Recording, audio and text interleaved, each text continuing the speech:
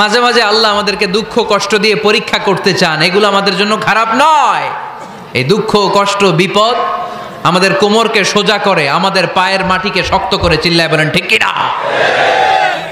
প্রতিকূল পরিবেশে কিভাবে বাঁচতে হয় এই দুঃখ কষ্ট আমাদেরকে শিখায়।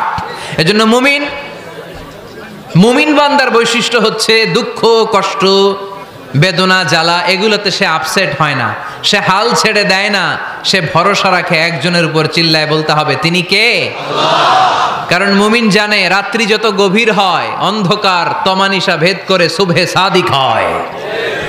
মুমিন জানে গর্ভবতী নারীর পেটের ব্যথা যেই দিন বাড়তে থাকে ওই দিনই নতুন মেহমান আগমনের সময় ঘনাতে থাকে।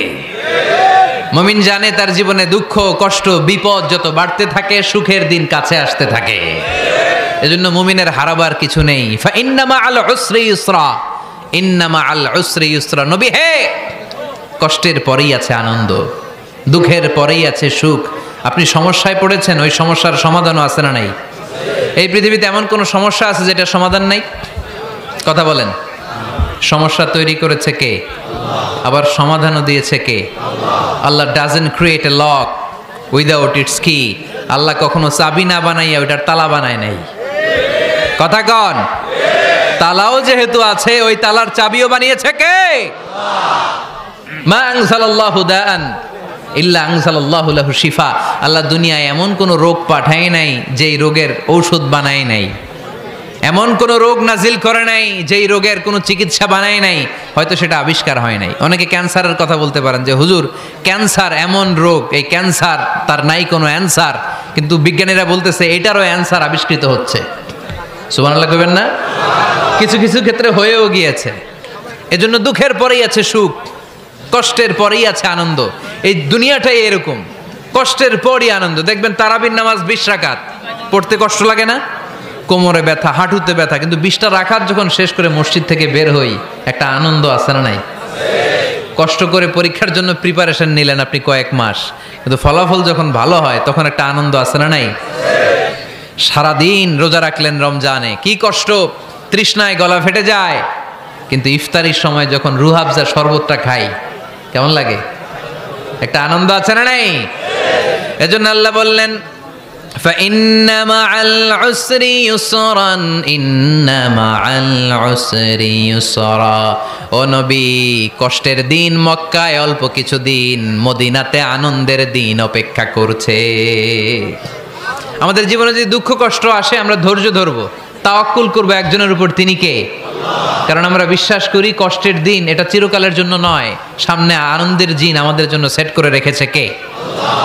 তাহলে আমরা সূরাতুল ইনশিরাহ থেকে 3টা নেয়ামতের বর্ণনা শুনলাম, বিশ্বনবীকে কি সান্ত্বনা দেয়া হলো সেটা শুনলাম। এবার 2টা গাইডলাইন শুনে তাফসীর আমরা শেষ করব। শুনতেছেন?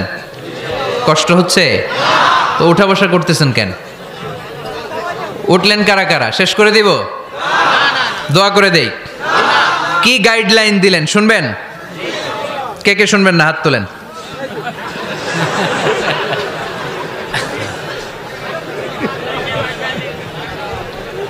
কষ্ট হইতেছে? গরম লাগতেছে না?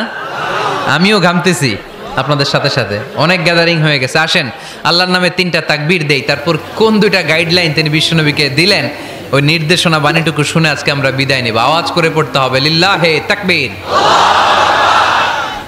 লিল্লাহে তাকবীর, লিল্লাহে তাকবীর।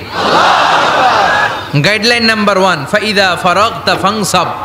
নবী আপনি যখন অবসর হন আপনি ইবাদতে মশগুল হন। ফানসাব ফিল ইবাদা, তাফসীর ইবনে কাসিরে এসেছে আপনি ইবাদতে মশগুল হন যখন আপনি অবসর পান। অবসর আল্লাহর দেয়া বড় নেয়ামত, এটা বিশ্বাস করেন? অবসর কিন্তু নেয়ামত। আমরা অনেকেই অবসর সময়কে কাজে লাগাই না, কিন্তু অবসর চলে যাওয়ার পরে যখন ব্যস্ত হয়ে পড়ি তখন বলি হায় রে অবসরটা যদি কাজে লাগাইতাম। পরীক্ষার পরে 3 মাস ছুটি ছিল, এই 3 মাস অবসরে যদি পড়তাম তাইলেই তো আজকে ভার্সিটিতে চান্স পেয়ে যেতাম, ঠিক কি না?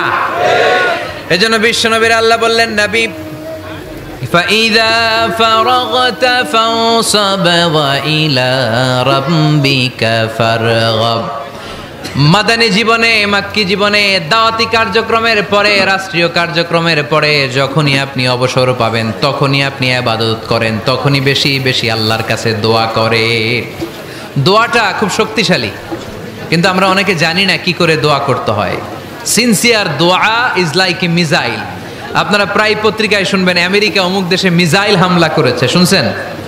মিসাইল হামলা এমন হামলা, কত সেন্টিমিটার বেগে যে কোন জায়গায় অ্যাটাক করবে, যেখানে মারার কথা ওখানে পড়বে।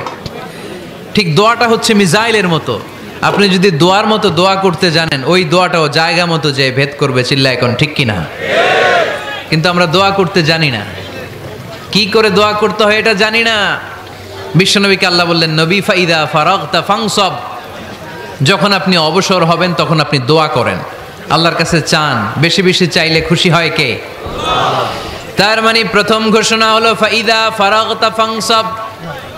প্রথম নির্দেশনা হলো নবী, যখনই আপনি অবসর পাবেন ইবাদত করবেন এবং দোয়া করবেন, বেশি বেশি আল্লাহর কাছে চাইবেন। 2 নাম্বার দিক নির্দেশনা হলো ওয়া ইলা রাব্বিকা ফারগাব, সব সময় আপনি আপনার আল্লাহর দিকে মনোনিবেশ করবেন। বিপদে পড়লে ডাকবো কারে? আমাদের অসুস্থতাকে সুস্থতায় পরিণত করে দিতে পারে কে? আল্লাহ। চাকরির জন্য পাগল পারা, চাকরি নাই,